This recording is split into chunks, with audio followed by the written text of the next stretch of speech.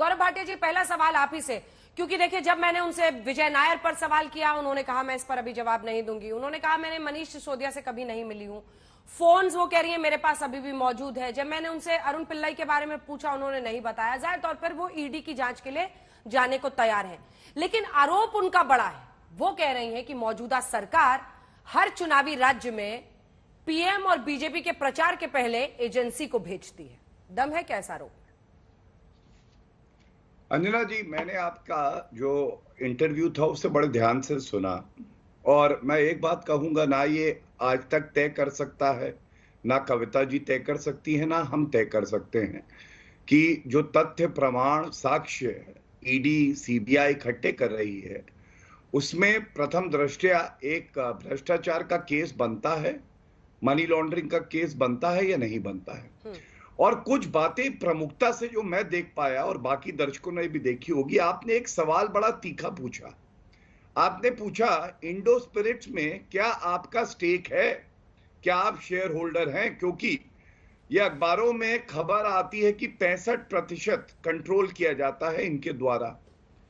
बहुत खूबसूरती से, अगर नहीं होता तो वो ये कह देती कि मेरा कोई स्टेक इसमें है नहीं, इंडो स्पिरिट्स में। उन्होंने ये बात नहीं कही आपके चैनल पे।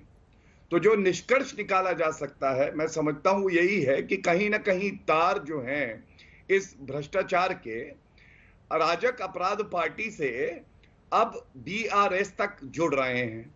और आपने बिल्कुल सही बात कही कि महिला कार्ड क्यों खेलना है। आप मुझे बताइए, क्या अगर एक महिला अपने पद का दुरुपयोग करती है, 100 करोड़ रुपए की घूस का मामला सामने आ रहा है, तो क्या उस पे ईडी या सीबीआई कार्रवाई नहीं करेगी? ये नरेंद्र मोदी जी की सरकार है, जांच एजेंसियों को खुली छूट है। वो अब पिंजरे का तोता नहीं है, वो बाज हैं, भ्रष्टाचारियों को काट रहे हैं। तीसरी बात आप देखिए, उन्होंने इस वक्त बीजेपी भ्रष्टाचारियों को नहीं, वो भी आप गलत कह रही हैं। तथ्यों के आधार पे मैं उसका भी उत्तर अगले भाग में दे दूंगा। अंजना जी, एक बात मैंने और देखी, देखिए राजनीति क्या होती है। आप याद करिए, अरविंद केजरीवाल भी सतेंद्र जैन को स्पा मसाज मंत्री जो है जेल में, और एक्यूज नंबर 1 शराब मंत्री जो पूर्व में थे मनीष सिसोदिया, उनको क्लीन चिट देते थे। और कुछ ही दिन पहले जब मनीष सिसोदिया की गिरफ्तारी हुई तो उसके बाद दोनों का इस्तीफा हो गया।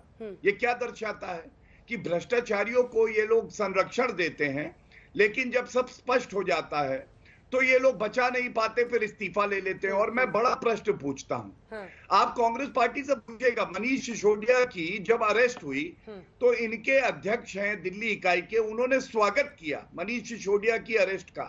मतलब कांग्रेस पार्टी का भ्रष्टाचारी पकड़ा जाए तो ईडी सीबीआई गलत दुरुपयोग हो रहा है, राजनीतिक द्वेष से है। लेकिन अगर दूसरी पार्टी का भ्रष्टाचारी पकड़ा जाए तो ये स्वागत करते हैं। ये दिखाता है सारे भ्रष्टाचारी मिले हुए हैं और ईडी और सीबीआई अपना काम स्वतंत्र रूप से कर रही है, इसीलिए दर्द हो रहा है। आलोक जी, इसका जवाब दीजिए। अगर आपके खिलाफ यही एजेंसी काम करे तो ईमानदार एजेंसी, अगर आपके खिलाफ करे तो गलत। देखिए, तो सैकड़ों एग्जाम्पल हैं कि इन एजेंसियों ने किस तरह से तांडव किया है और तमाम विपक्ष के नेताओं को किस तरह से परेशान किया है। हम तो कह रहे हैं कि अगर मनीष सिसोदिया के केस में भी जो सच्चाई है वो जल्द से जल्द बाहर आए। आपको याद होगा दामाद श्री पुस्तक 2013 में आई थी, उसके बाद क्या हुआ उसका। तमाम लीडर्स हैं, नारायण राणे से और लेकर और कितने बड़े बड़े अजीत पवार से लेकर जो लोग बीजेपी के गिरफ्त में आते चले जाते हैं वो सब छूटते चले जाते हैं। शुभेंदु अधिकारी भी आजकल तो भ्रष्टाचार पे ज्ञान फैलते हैं।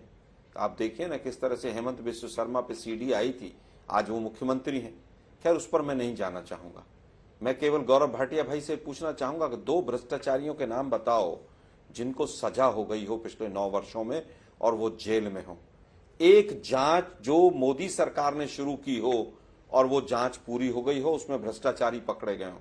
मैं 10 जांच बताऊंगा जो पहले से चल रही थी और उसमें मोदी सरकार ने सबको बरी कर दिया, क्योंकि मोदी जी का तो नारा है ना खाऊंगा ना खाने दूंगा लेकिन सबको छोड़ दूंगा।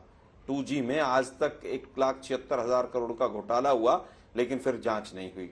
तमाम ऐसे एग्जाम्पल हैं। मुझे लगता है एक जांच का नाम जरूर बता के जाइएगा कि जो मोदी जी ने शुरू की हो और उसमें जेल में लोग चले गए हों, 9 साल हो गए हैं, वापस आते हैं। अब आप कह रहे हैं कि साहब हम किसी के अगर कोई और दल है कि उसको हम ये कह रहे हैं कि वो गलत है। हम तो कह रहे हैं ईडी सीबीआई जिसको भी परेशान कर रही है वो गलत है। 9-9 10-10 साल हो जाते हैं, प्रिलिमिनरी इंक्वायरी नहीं होती है। सीबीआई के डायरेक्टर को अपनी पेंशन नहीं मिलती है क्योंकि वो एफआईआर करने वाले होते हैं। तो आलोक जी, स्वाभाविक है